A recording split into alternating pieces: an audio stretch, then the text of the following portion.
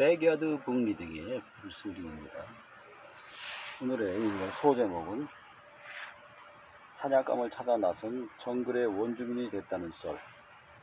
청개구리의 높이뛰기에 부유하는 연못이 부초같이 잠시 떨리는 심기를 다스린 후 일순간 앉아있던 자리를 박차고 일어섰다. 그러고는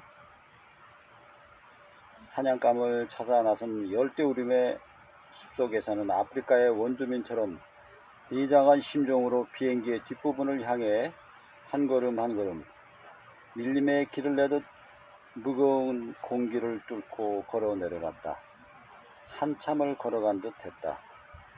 그곳에도 내 좌석 뒤에 서 있었던 미모의 스튜어디스는 보이지 않았다. 어디로 사라졌지?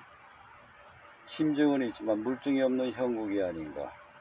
아마도 비행기 뒷부분 어디엔가 은밀히 대기하고 있는 게 아닐까. 뒷부분의 자그마한 공간에는 그녀 대신 아주머니 포스의 얼굴을 한 스튜어디스가 대기하고 있었다. 지긋한 나이였다. 어랍쇼. 그 연배에도 은퇴를 안하고 일하시나. 철밥통인가? 의외였다. 20대도 아니고 30대도 아니었다. 대략 줄잡아 40, 50대로 보였다.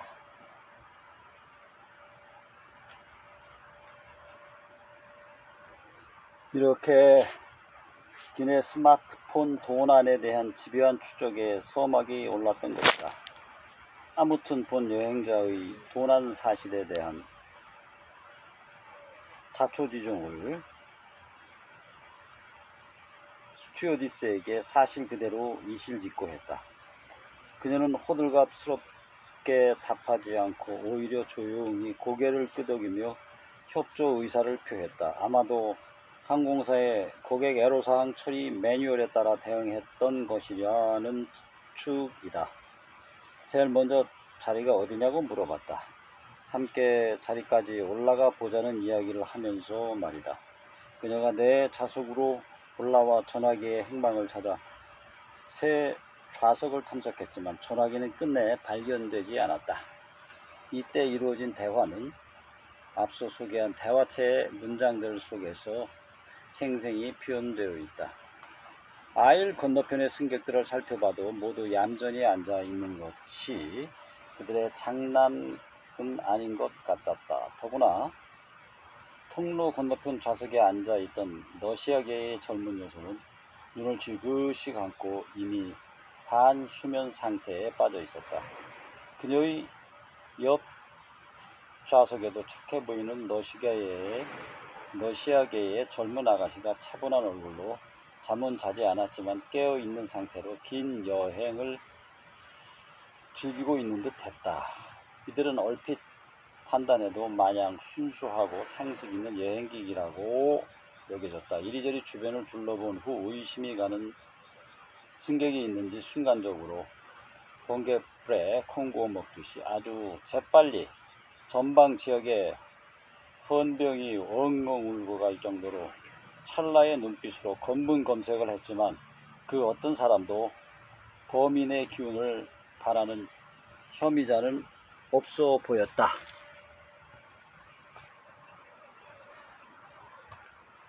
이 업계의 백전노장격인 스튜어디스는 방송을 위해 비행기의 뒷부분으로 몸을 돌렸다. 현장에선 나름대로 포스와 카리스마를 뿜어내는 만큼 나이가 지긋한 그녀였다.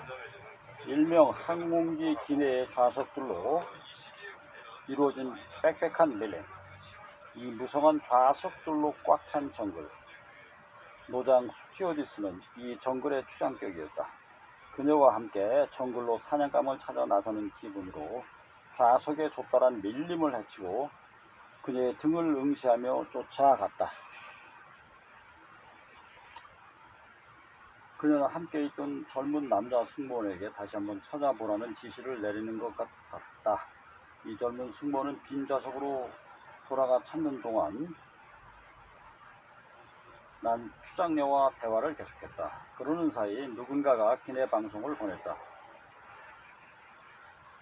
승객 여러분, 안내 말씀드리겠습니다. 혹시 승객 여러분의 주변에 분실된 타인의 전화기를 발견하신 분은 저희 승무원에게 알려주시기 바랍니다. 승객 여러분, 다시 한번 안내 말씀드리겠습니다. 혹시 타인의 전화기를 습득, 보관하고 계신 분은 저희 승무원에게 전해주시기 바랍니다. 감사합니다. 이 와중에 좌석 정글의 한가운데 마침내 그 모습을 다시 드러낸 니모의 스튜어디스. 그 정글의 한가운데서 우리는 서로를 향해 레이저를 쏘아 포도했다. 여행자는 지참 없이 돌직구를 날릴 기세였다. Excuse me.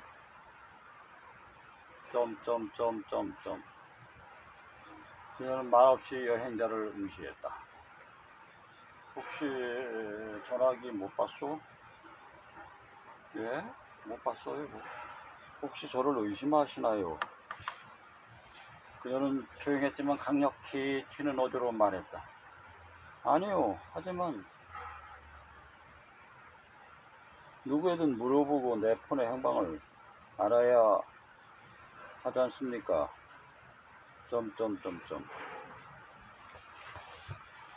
성함이 어떻게 되지요? 그녀는 말없이 가슴에 총명한 A자로 시작되는 자신의 이름이 쓰인 명찰을 가리켰다. 방송은 역시 민트차 반잔 마실 만큼의 길지 않은 동안 연거푸 방송부였다. 방송이 나오는 동안 남자 승무원과 함께 다시 자리로 돌아왔는데 그는 전화기를 탐색할 요량이었다. 그는 말없이 좌석 기내 바닥을 면밀히 수색해 나갔다. 옷을 들었다 놓았다 하기를 반복했다.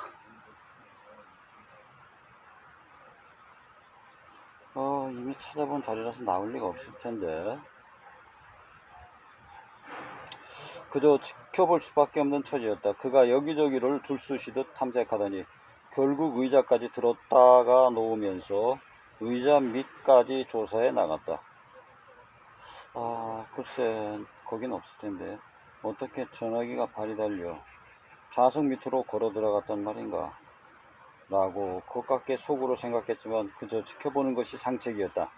하지만 만약 못 찾는다면 당연히 차후에라도 경찰의 승객을 모두 1:1 검문 검색을 요청할 기세였다. 나의 기세에 밀린 것인지 아니면 비둘기처럼 강력한 회귀 본능이 있는 전화기에 시리얼 넘버의 저항에 부딪힌 것인지 전화기는 기적적으로 여행자의 손으로 다시 돌아왔다. 자초지종은 이랬다. 기내 좌석 밀림 탐색 전문가인 그는 아무 말 없이 노란 커버의 스마트폰을 의자 밑에서 건져내는 듯 찾아냈다. 본 여행자는 밀림이 우거진 아마존 강가에서 열대라도 건져 올린 것처럼 짜릿한 손맛을 느꼈다. 하지만 속으로 도저히 이해 불가의 상황이었다. 그럴 리가 없는데 어떻게 의자 바로 밑으로 들어갔던 거지? 전화기가 발이 달린 것도 아닌데 사람의 손이 타지 않았다면 어찌 전화기 스스로 좌석 사이의 좌석 아래로 들어갔단 말인가? 지금도 이것이 의문이다. 이렇게 스마트폰 해프닝은 마무리되었다. 심심한 스튜어디스의 한낱 장난에 불과한 일이었는지 아니면 러시아 비밀요원의 작전 수행 명령이었는지는 지금도 확인할 길이 없다.